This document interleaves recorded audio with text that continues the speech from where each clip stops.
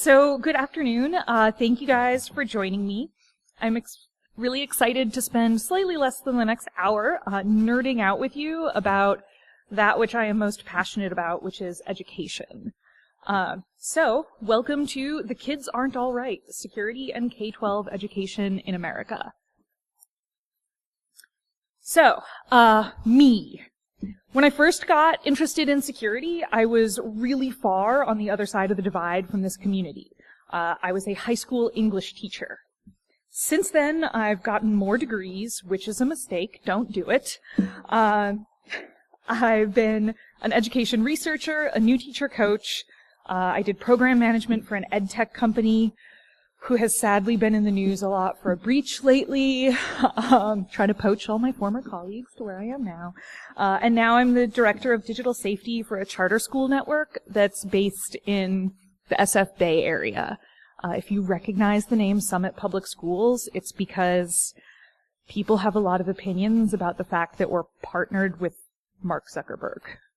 So if you recognize that and you're like, oh, why do I remember having a funny feeling about that thing? That's why. So my job is still, despite the name, more heavily slanted toward education than security.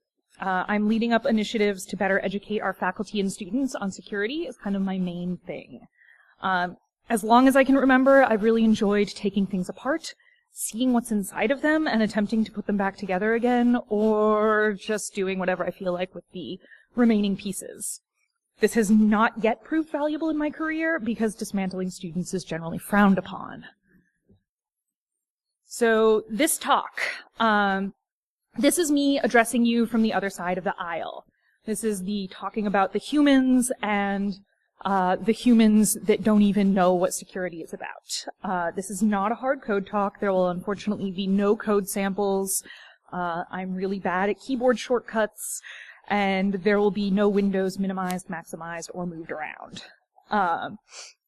And because I am a teacher first and foremost, there will be homework at the end.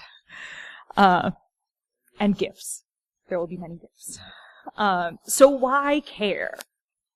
Whether you have kids or not, whether you're planning on ever having kids or not, and whether you just want to watch the world burn or not, this is still relevant to you, like right now in this moment, because the pipeline problem is an ubiquitous issue across tech, but especially in security.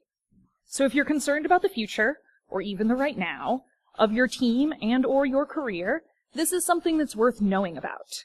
And if you just have a soft heart and you are concerned about young people, this is also a good place to be. This is how I feel most days.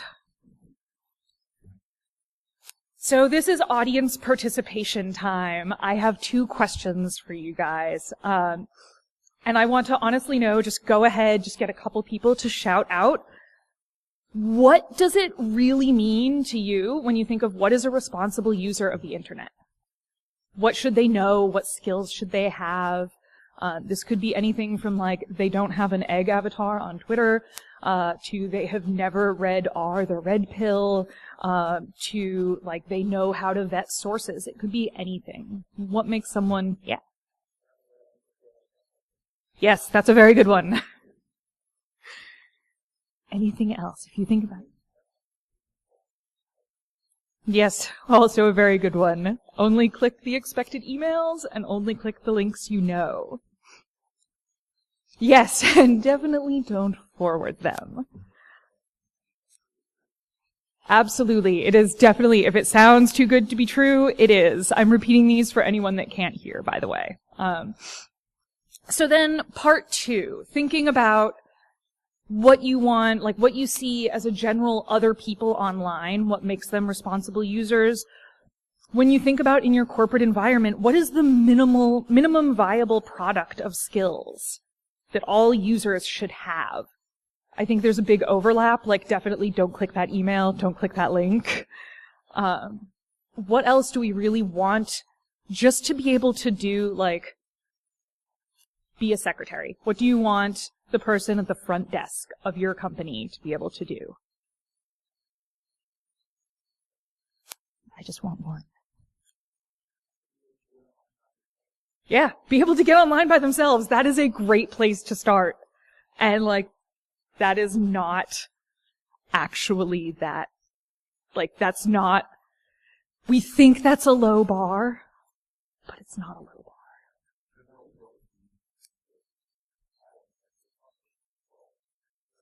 Yes, absolutely. Like, that is 100% the ability that if they want to do something simple, like change the font size, change the color, can they solve that problem on their own? So this is where students come in.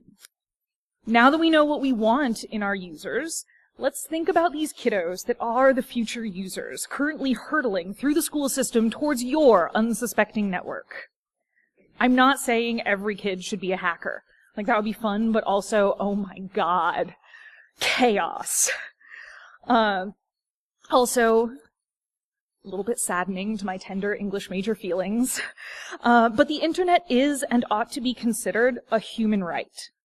We can all agree that access to and ability to use the internet is a basic need in today's society. Like, try to get a job, any job, without touching the internet. It's really hard. So this stat, 80% of middle skill jobs require tech skills. And middle skill jobs are classified as jobs that require less than a bachelor's degree. So that could be just a high school diploma or a 2-year associate's degree. That's not a really high bar, but we're looking at 80% of them requiring basic computer literacy. This is my personal list of what a dream user would be as I think about how I'm educating my colleagues at Summit. I want them to be able to understand and use strong password hygiene. I don't want to see Post-it notes. I'm really big evangelist for password hygiene and multi-factor authentication everywhere that it's possible. But in a professional space, I'm also really aggressive about boundaries and protocols. So while all of these are difficult, it's that final item, uses critical thinking, that's the hardest to find. That goes back to that idea of, can you change the font size without calling IT? This isn't an insult to my users, because remember, I work at a school district, and we're kind of obsessed with critical thinking in the education space. I'm fortunate to work with some amazingly brilliant people. They just don't have a tech framework when it comes to critical thinking. No one ever offered it to them, and it's a very difficult thing to create if you have nothing to base it on. They're hardly alone. So the real users, when we think back to our minimum viable product, at least 58% of millennials, that is my generation, have low problem-solving skills using technology, and 91% of them don't believe that there's anything that they don't know. So to quote the always articulate Rumsfeld, there are unknown unknowns, the things we don't know that we don't know. And that's what many of our users, we're talking about 9 out of 10 of millennials, don't even realize that they might be struggling. This is not about bashing millennials, by the way. I selected the data on millennials just because they're the ones who are currently in the workplace, who have been through this most recent iteration of our education system, and also who are predominantly in charge of the education of this next wave of users. So this isn't about like, oh my god, millennials. This is about, this is where we're going. This is our trend. So there was that quote on the last slide about problematic levels. What does that mean? So the Program for International Assessment of Adult Competencies is an international survey that assesses people all over the world on a number of different measures. It is something that comes up a lot in education discussions because that's where we get those numbers about things like, hey, our kids are bad at math. And they measure tech skills from the scale of below level 1 through to level 3. Level 2, they have evaluated as being the minimum standard skill level to access both the professional and social benefits of technology. So basically the ability to use tech meaningfully in your life. Level 1 means someone is unable to solve a problem whose solution takes a couple steps and requires more than one computer application. So as it says on the slide, the example is, They might have trouble locating specific information on a spreadsheet and then emailing that information to someone. That's a lot of phone calls to IT that you don't want to deal with. Or a lot of people unable to do their jobs. Below level 1 would have difficulty doing things like sorting emails into folders. I always like to have a small moment of silence for those who are below level 1. 19% of millennials score below level 1. That's like 1 in 5. No, that's not 1 in 5. That's 20%. Whatever. 19, I'm English major, not math, damn it. So 19% of millennials score below level 1, and 78% of them don't see their skill level as lacking. Like, of those 19%, almost 80% of them don't think that they're missing out. You have probably experienced these frustrations in the workplace. This is my favorite GIF. That poor hedgehog. So the heart of it is that there's a misconception in our society that just because you use some sort of technology that you know what you're doing. So doing something like browsing Facebook on your smartphone or shopping on Amazon is the same thing as knowing how to use technology in the workplace. That is not true. Moore's law keeps proving itself again and again, and in parallel versions of assorted technologies. The rate at which it's growing and being infused into every aspect of our lives can be daunting. Think about where we were just in 2000, where we are now technologically. For pretty much everyone in this room, it's your job to keep up with this, but if it isn't, that's crazy. Because it is so omnipresent and also so daunting, it's just sort of assumed, okay, kids are going to pick it up through like osmosis or something, whatever. They're constantly touching smartphones. They know about how to do this stuff. Few, if any, schools continue to teach basic computer literacy skills, because after all, the kids just know. I would, however, not having had the funding to research this, I'm going to caveat that this is purely a hypothesis. I suspect that there's an element of being daunted at how quickly technological progress is going to render whatever curriculum you make obsolete. Like, I could make curriculum right now. I actually am making curriculum right now, and it's going to be obsolete by the time the school year starts. I'm going to have to make changes at the beginning of the school year in September. So it's intimidating keeping up with everything that could be asked of a teacher tasked with such a class. So regardless of what kids are learning or not learning naturally, we know that time spent interfacing with a device is not the same as problem solving or understanding how to actually engage with the device or the internet.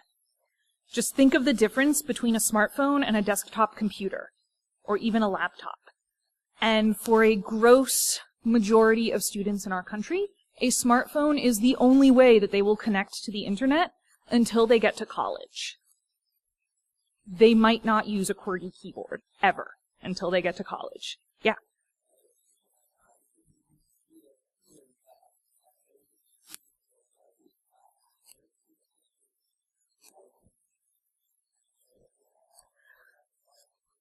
So, some school districts do require something like that. Some don't. Some offer it as an elective. Some don't offer it at all. All of this tying back to the question of, can you find someone to teach it? And, should have gotten water. Can you find someone to teach it? And do you have the actual devices? When I was teaching, my school was about 20,000, it was 2,000 students. We had 60 computers. So getting an opportunity to get those kids into in front of a keyboard was really hard. Oh my goodness, thank you so much.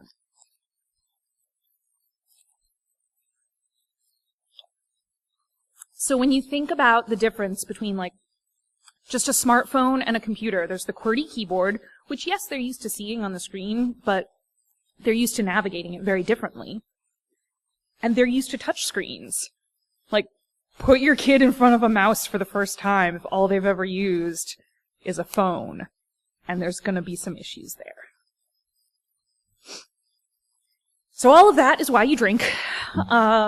Your users are arriving in your workplace with incredibly basic skills. They've scraped by, and they're going to keep scraping by in your office and on your network. And there's always going to be the person who likes to tell me, well, I didn't have any of those things when I was growing up, and I taught myself to code, and now I make like $1 billion in Silicon Valley, and so I don't know why everyone else can't do that. # bootstraps. Look, that's great. That's super great. I'm very happy for you, but that's not going to be everyone, and it shouldn't need to be everyone. If something is a cornerstone of how our society functions, we can't expect everyone to go out there and develop a passion for it. What everyone does need to be able to do is think outside the policy.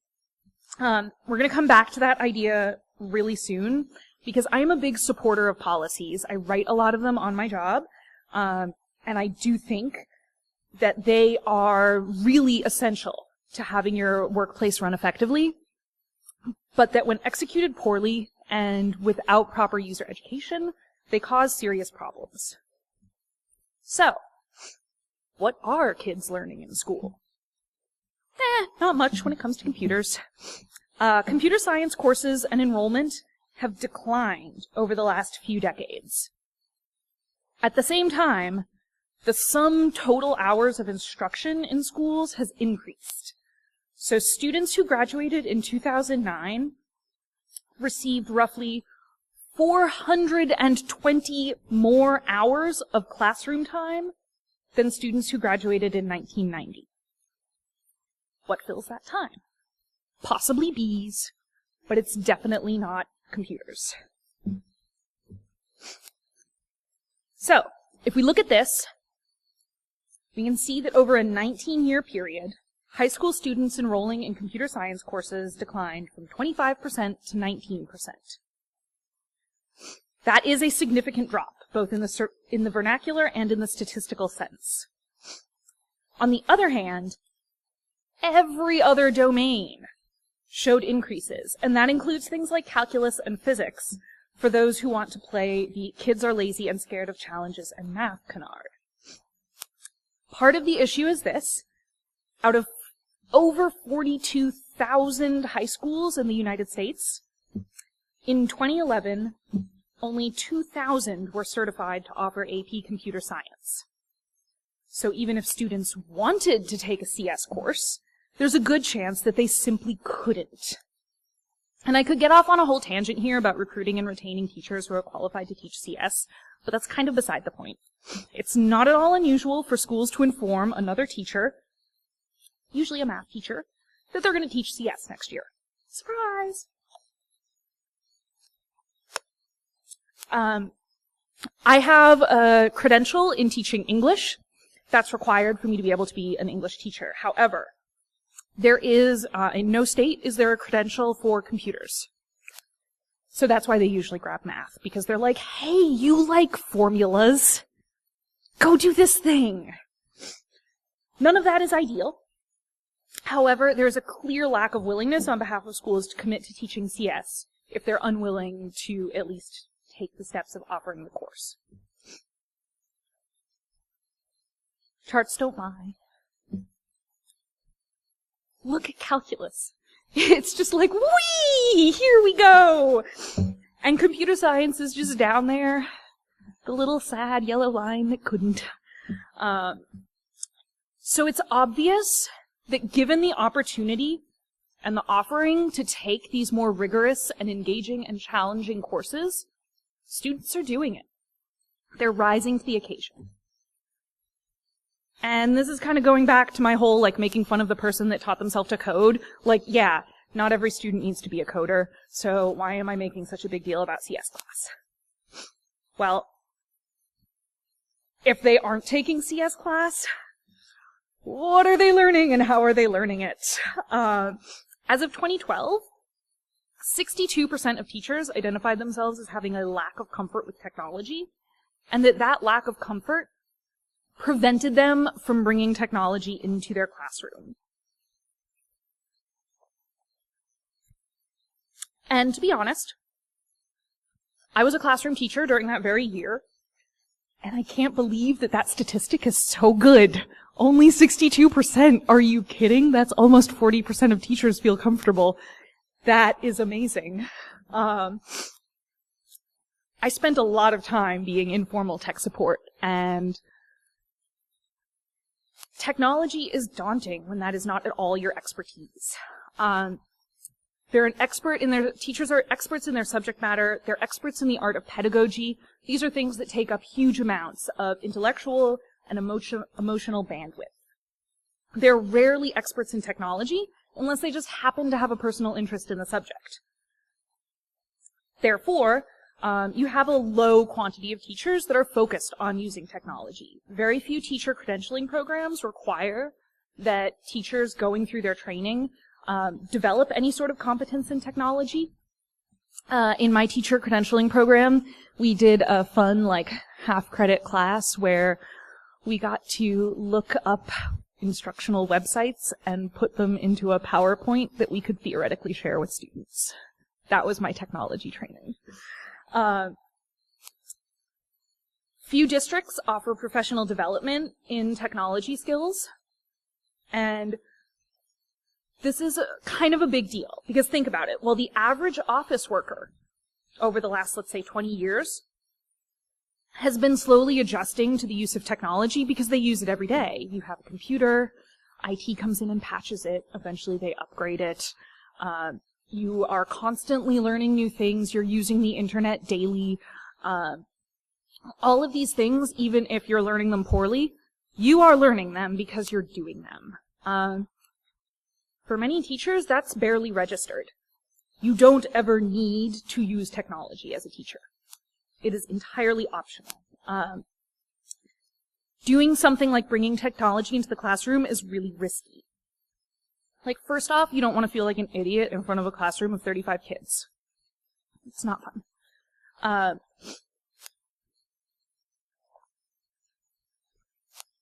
However, if your entire lesson is dependent on using technology and it doesn't work, what do you do?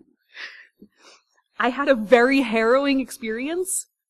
I was being observed by a flock of visiting superintendents from around Northern California.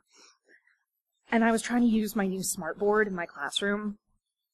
The Wi-Fi kept going down. My computer kept doing wonky things.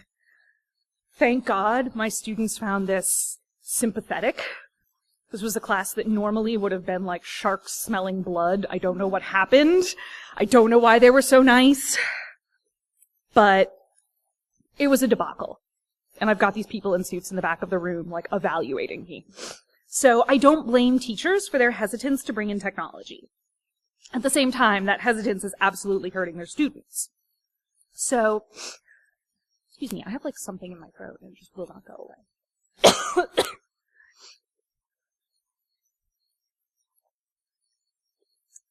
So, where technology is present, because it is making its way into the schools now, where it's present, it's passive and non-engaging. Everyone now has Google Apps for Education because it's free, so yay, now you can get emails from your teacher. Lots of people use Remind, which is yay, now you can get text messages from your teacher. There's an online grade book, things like that. So students aren't learning to be tech savvy because it's the same as anything else. They're going and they're looking at something. They aren't actually engaging, solving problems, etc. Then there's the few, the majestic, the brave teachers who go out there looking for technology. But who's got the money? So what they do is they find free apps that they can give to their students. They go looking through and they find whatever on the internet has a price tag of 0. So obviously this means the students are now the product. And we have a whole fresh new mess there of students becoming inured to the constant barrage of ads, data mining, and insecure features. They just don't learn about things like privacy settings and how to control what you're putting on the internet, because the teacher isn't thinking about this and aware of this. And because they're just using all of the free apps, you get used to, oh yeah, no, I mean, part of being able to take notes in school is just that you constantly have ads for Viagra. That's like a thing. Doesn't everyone have that? So teachers who mean well and are certainly better than doing nothing, they're nonetheless causing a lot of harm by selecting these free apps. So going back to the question about our kids learning keyboarding and things like that, only 7 out of 50 states have an explicit expectation that by the time students graduate high school, they will have obtained basic technology skills. This was a really unpleasant, reading through educational codes of states. And so many of them are just like, it is assumed that students will have used technology in school. But there's no actual, are they going to demonstrate it in any way? Where is this guaranteed? Because it's just saying it's assumed that some of their core courses will touch on it. Which again is ridiculous. The rest require 1 credit or more, however, whatever, of some sort of elective to graduate. And for some bizarre reason, this is always structured as you can either take a fine or performing art, or you can learn about computers. Because these are 2 very divergent things, obviously, and we cannot let them ever intersect. It's a really frustrating division for me. So, if students don't have any formal instruction, if they don't have CS classes, if they don't have basic classes, and if the teachers are like, dear God, computers, then how are they learning about technology? And a lot of what they learn, if they even bother to read their acceptable use policy, is going to come from their acceptable use policy. So it determines how students interact with technology. I did a survey of roughly a dozen districts in the Silicon Valley / San Francisco Bay Area, partially because that's where I'm based, so I'm biased, and partially because I figure that if we can't get tech right in the heart of Techlandia, then we're probably pretty fucked everywhere else. So it's not hugely surprising that every AUP includes a clause stating that students have 0 expectation of privacy. That's pretty much your standard, corporate AUP. We all sign that shit. We're used to it.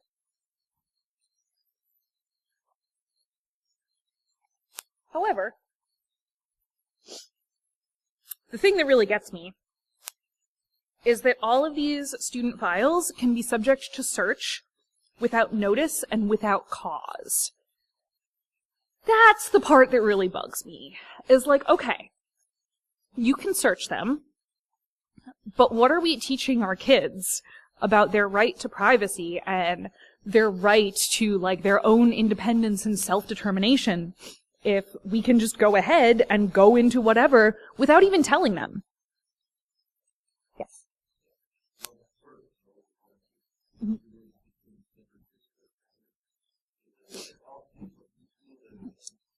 Yes. And that is a thing. I'm currently revising the use policy for my district, and it's something I've been really struggling with on exactly that, because we run a 1-to-1 Chromebook program, so all of our students are issued devices. And for a lot of them, this is the first time that they've ever had something that is theirs as far as technology, other than maybe a cell phone. And I want them to feel this sense of ownership, and I want them to know that they can do what they want with this device outside of school.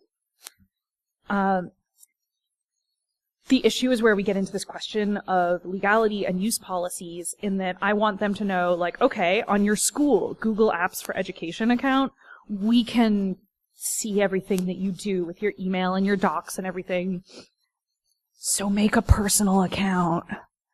But then it comes up to, well, it's still on a device that's owned by us, and I don't want to encourage them to think of something issued by, say, a corporate employer as something that they can use for personal reasons. But also, I want these kids to have ownership of coming into their technological own. So use policies are really tricky at this age. But all I know is that I am not at all a fan of this idea that everything can be searched without notice and without cause. It's especially the without notice that bothers me. I think all students should know if they're being monitored. And students and their parents must agree to these policies in order to use any sort of technology in school. So, the theme of all use policies is the nope bus.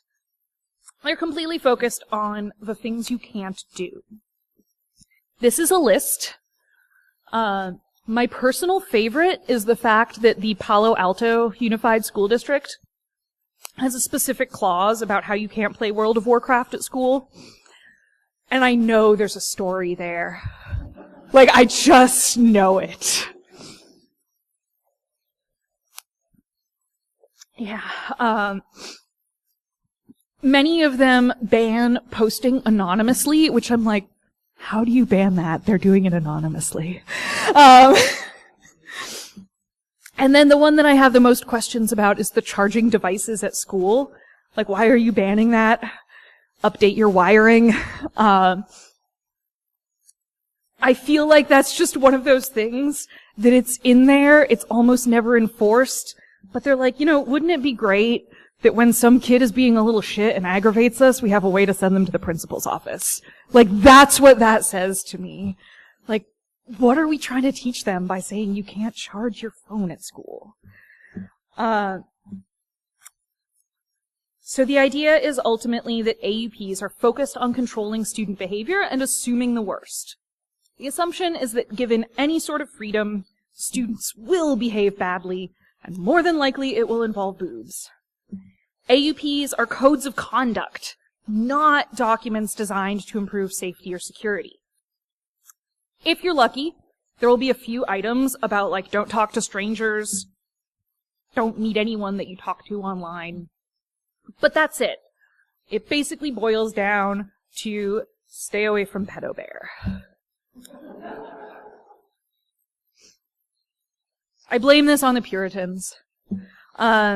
Thinking back to that fun participation bit at the beginning and what you wish your dream user knew, parents aren't worried about that. Parents are worried about their kids seeing porn, or perhaps sexting porn, or perhaps accidentally becoming porn on chat roulette or something. In contrast, child identity theft is way on the rise. All those free apps and those poorly secured edtech apps, they're chock full of student data. And that information is solid gold, especially if you can get that juicy PII, especially if you can get some social security numbers. Kids don't have a credit history. There's a really alarming rise in kids doing things like getting to college and trying to rent their first off-campus apartment and finding out they're bankrupt. It's kind of a new thing. And it's been going up by approximately 10% a year. And the terrible thing is, since kids don't have a credit report, parents can't freeze the kid's credit. Like, you cannot freeze someone's credit until they have a credit report. So the interesting thing is, some particularly tech-savvy parents are opening credit cards for their infants and then putting a freeze on their child's credit, like when the kid is born. But, like, it's kind of crazy that we have to do that. It's awesome that there's parents that have figured that out, but that's, like 1% of really crazy paranoid parents that are, at DEF CON every year being like, someone's watching my baby. I have stickers on all my cell phones because people love babies. And that's the problem, is that every other parent who's just like, oh my god, my baby's so cute, I'm going to take pictures and post them on Instagram. Like, they don't know. They don't know about this shit. So then there's identity theft, which is obviously, like, incredibly insidious and damaging. But there's also lots of other things on student information systems. Whether or not a student has a learning disability. If they have health complications, if they're on any sort of medications. In some cases, there might be notes about religious affiliation, particularly, we had flags like that for students who were Muslim and needed to have time to go pray during the day. That was noted in our student information system. Disciplinary record. We've got like most of a kid's life. By the time they graduate college, we know everything they've ever done. We don't want that following them. We had notes about students' immigration status so that we knew how to interact with their family, how to interact with them, and what kind of things that we might need to do to help support them. Obviously, we're collecting this information to do good things, but every bit of information that we collect is very dangerous, particularly things like religious and immigration status right now in this current administration. The Puritans gave us a country full of people afraid of sexuality. The result is that we have schools that are more afraid of students and sex than they are of students and data security. And also that that's what our parents are more afraid of. And so it's a question of what are we doing for this? I want to take a quick moment just to let you guys look at some of these amazing quotes from the acceptable use policies. That second one is my absolute favorite because what the fuck does that mean?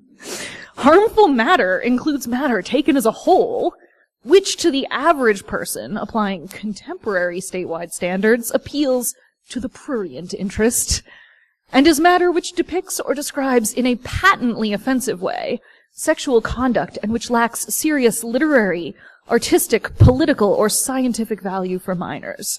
Like, what? Yeah. What? And then also, material placed on student web pages are expected to meet academic standards of proper spelling and grammar.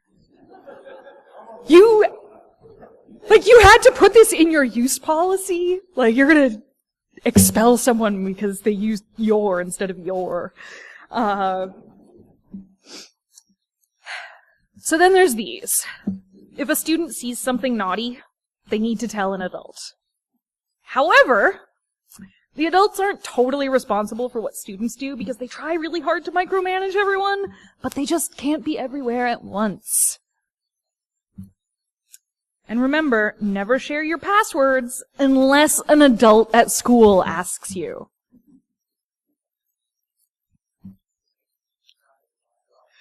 Yep. Yeah, I'm currently engaged in a very bloody fight at work right now about removing that from our use policy because I'm there's literally never a reason. We don't need that. There's no acceptable reason to have this there.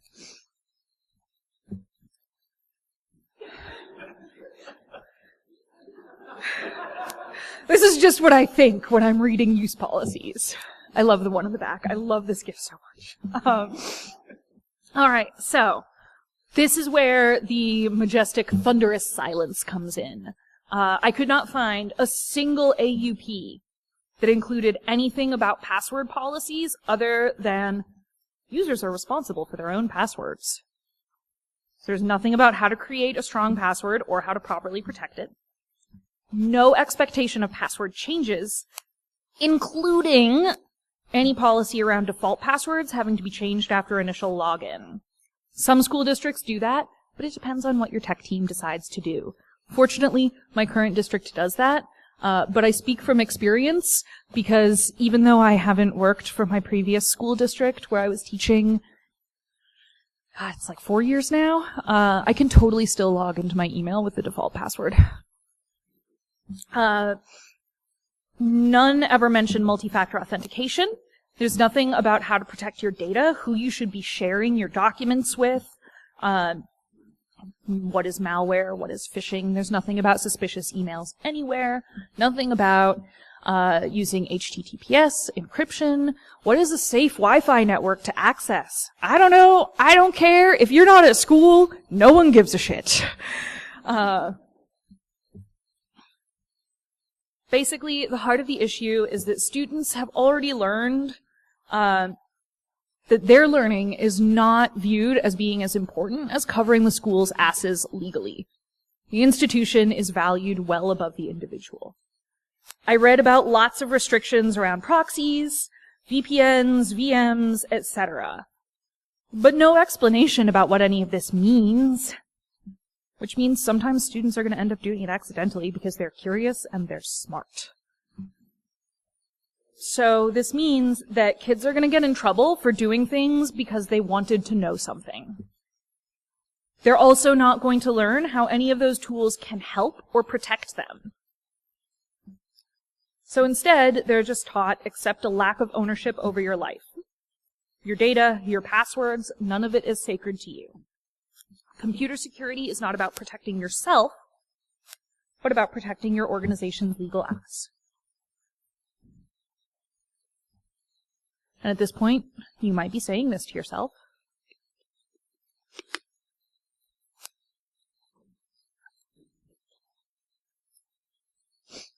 Because yeah, if you work in security, your job basically is covering your organization's legal ass. So you're like, duh, what are you saying here? Why is this relevant to me? Yeah, this isn't that different from workplaces. On the other hand, people can choose where they work, how they work, what they want to do with themselves. Students can't choose school. It's mandatory. And the way that they're being trained in school isn't preparing them to pull their weight when they do get to the point of working. Your job isn't to teach basic computer skills, or at least it shouldn't be. You can't focus on doing your job to the best of your ability if your users don't understand the basics of how to hold up their end of the deal. By failing our students, our schools are also failing you. So just like not every student needs to be a hacker, not every user needs to be a hacker, because again, oh my god, that would be terrible. So not everyone needs to be a computer genius. But just like almost everyone can drive a car, we are not all race car drivers. That would also be really bad. But we can get from point A to point B. Users need to be able to operate their vehicles, as it were.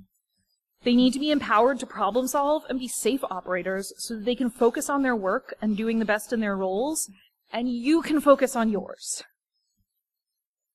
So what that means is setting up strong security programs. I'm a big fan of those policies, of having those restrictions and access controls, forced updates, and other centralized controls. Because this frees up the bandwidth of your users. They can do their jobs, and they don't have to think about things that are outside of their purview. Then, when an error appears, because we all know that inevitably it will, you can investigate. And you have a framework within which you can investigate because you know what things are in place there. So the best thing that you can possibly do, if you missed the talk that was in this room at 2, it was Arent. I'm not going to try to pronounce his last name. It begins with an H. He talked about how to design a security training program, and it was fantastic. Because what you need to do is be working across teams in your company to drive security awareness and training, but it also needs to start with just a little bit of tech literacy. Like, people don't know what they're doing, just help them know.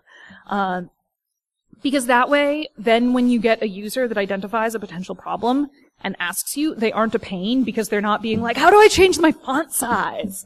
They're like, I got this really weird email, and I remember this thing about weird emails, and this looks like our domain, but not quite. I think it's misspelled. I don't know. Can you take a look at this? And you're like, oh my god, you are so helpful. Thank you. So, here are your action items. Yep. If you're worried about the actual education problem, you can send some emails. Email your schools, your districts, your politicians. Tell them about programs that will help them provide education to students that don't require them to have all of these like credentialed staff and everything. Code.org, Hacker High School, Cyber Patriot, they're really helpful. Medium level, go to a PTA meeting, even if you don't have a kid, they're actually available to everyone. Go to a school board meeting, raise hell, make people uncomfortable, it's good for them. And the large is volunteer to help teachers, like go into a school and run an after-school training. They'll almost definitely say yes, because schools don't have the budget for quality training, and all they want, like all the principal wants, is to not have to run a faculty meeting. They'll be like, yes, oh my god, thank you, yes, come in and tell us about passwords. Sponsor an after-school program or team. I ran a Cyber Patriot program at my high school, and it was so freaking fun. You just end up with a classroom of like 8 or 10 kids staying after school and being like, I want to learn how to hack a Gibson. And then you get to show them hackers. It's fun. I brought them to B-sides in San Francisco, and it was great, except the part where they got selfies with me with a drink. And I was like, please don't get me fired. But other than that, like, it was amazing. They learned how to pick locks, and they got really excited about computers, and they all wanted to build their own Linux computers. And it's the cutest thing. It will make you so happy. In the workplace problem, team up with your learning and development department if you've got one. Tell them what kind of skills you want your users to have. Their job is to know how to do good training.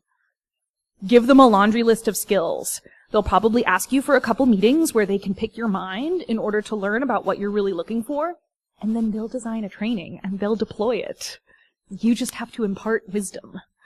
Run simulations and exercises. I'm a huge fan of those like Fish Your Employee programs. I think they're great. So think about what else you can do to give those kinds of real world exercises, because that makes it more fun for your employees and it makes it more engaging. They're going to remember it better. Finally, go forth. The much maligned raising awareness is actually really valuable here, because this is something that just isn't really talked about much. The people that might want to do something about it don't necessarily know that they should be. So raising a ruckus can really go a long way. Volunteering and getting actively involved is great, but that's for people like me, the few, the proud, those who hate having a life. If you value your life, you don't have to do this. But again, it's really cute. The kids get excited about Linux. It's adorable. So consider it. Thank you so much for joining me. I often rant and or post pictures of my pets on Twitter. And I would love to answer some questions if anyone has questions. Yeah.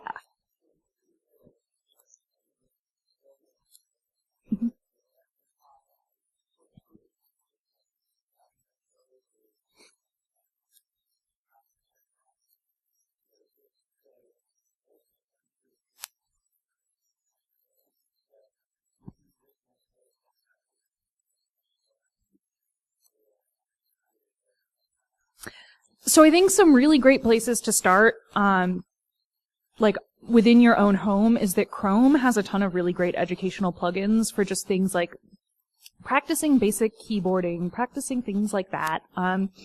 Doing like Code Academy exercises with them can be a really fun way to learn together and press their thinking. And then from there, you can start in on playing more of the games, running the simulations of like, you know, well, what would you do if I changed the Wi-Fi password and you wanted to figure out how to get it? And maybe they'll land on social engineering, or maybe they'll start asking you more about, you know, well, how does Wi-Fi work? Why does the password work? How do I get into that? For the broader picture, I would definitely say, you know, talking to other parents and getting like a group of parents together that are concerned about this issue and want kids to be having a more robust technical education, getting that group together and bringing it to, you know, the school board, really pushing for that change. Now is also a great time to be doing that because we're heading into the summer. So there's opportunities to really push. You'd be amazed how many things change over the summer leading up to the next school year, as much as we like to pretend like, haha, we're all set for next year. Over the next 6 to 8 weeks, a lot of teachers are going to shit their pants as they get emails of like, guess what? It's changed. So this is a great time to push for things to change. And even if it's just like, hey, at the beginning of the school year, all students should spend 2 weeks in the computer lab, like learning basics. That's great. That would be great. That would be a huge difference from where we are right now. Yeah.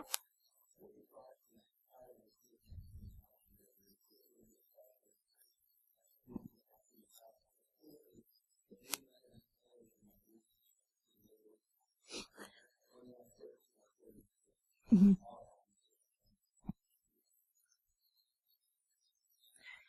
So there's a couple reasons. One is that calculus looks really good on college applications. It's a really popular one. And if you aren't planning on being like a science or math or engineering major, I was really happy because I went through BC Calc in high school, and that meant I never had to take another math class again. Because I passed my AP exam, and that was it. So a lot of students are into it for that reason, because it's going to get them out of a general education requirement in college. In California, that will help you pass.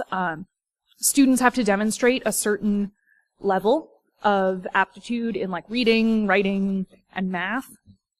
Otherwise, they get put in remediation classes. I understand this is fairly common across most state university systems. I just happen to know California.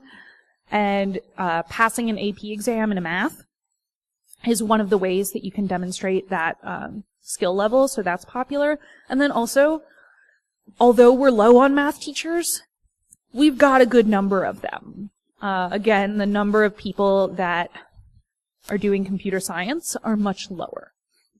Because, frankly, if you're good at computer science, why are you going to accept $35,000 a year to be a teacher and show up at work at 7 a.m.? I have not met many coders that are like, that sounds great. I'll see you there. Maybe even at 6:45. It's just not a thing. Yeah.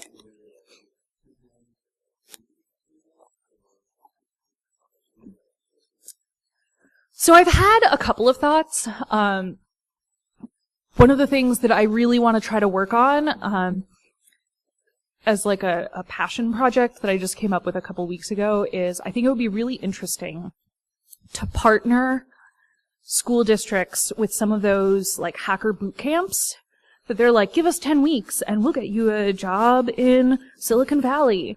Well, what if they trimmed their curriculum down a little bit, let's say made it 8 weeks, and they offered it free of charge to teachers who were willing to then become computer science teachers. So you have people, because I would have done that. I would have done that in a heartbeat.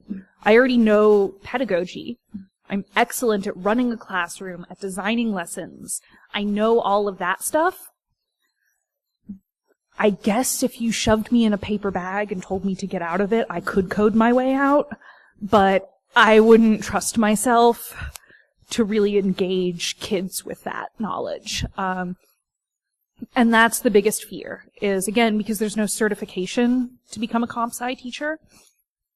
There's no way to know who's qualified, and there's no way to necessarily have teachers that are going to have that knowledge. So what if people that don't want to be professional developers, what if we offered them a fast track into spend your summer learning to code so that then next year you can go teach kids how to code? Like, I bet a lot of teachers would do that. They'd be so excited about that. There's a huge roadblock in implementing any sort of engineering education because we don't have people to teach it.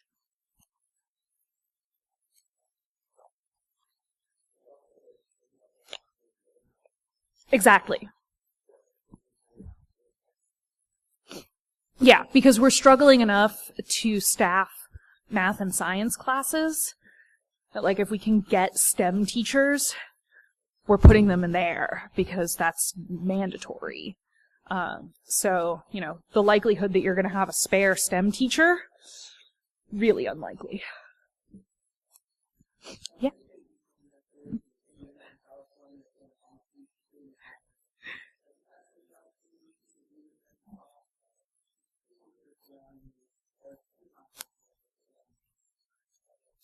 Surprisingly, no. I have submitted to a couple education conferences. So far, no takers. We'll see. I'm just going to keep submitting. Maybe I need to revise my pitch. But I'm working on it because I do think that it is really important. And I'm hoping that if I can actually, like, work with a couple districts and boot camps to get, like, a pilot program going, that then I'll have something really, really valuable to report at an education conference. So we'll see. All right. Thank you, guys. I have 3 minutes to run to resume review, and I'm going to do that.